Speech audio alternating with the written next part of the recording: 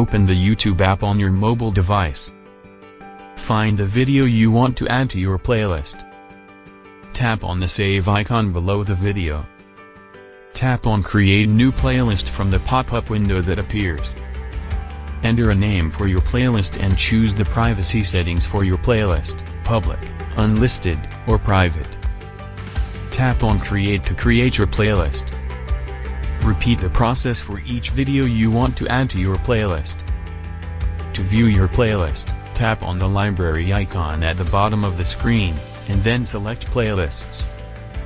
Select the playlist you want to play to start playing the videos in the order you have added them.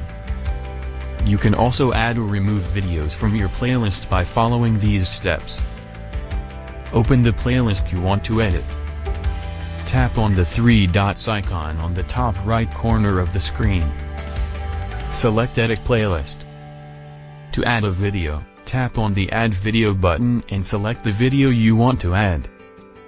To remove a video, swipe left on the video and tap on Remove. That's it. You have successfully created a playlist on YouTube using your mobile device.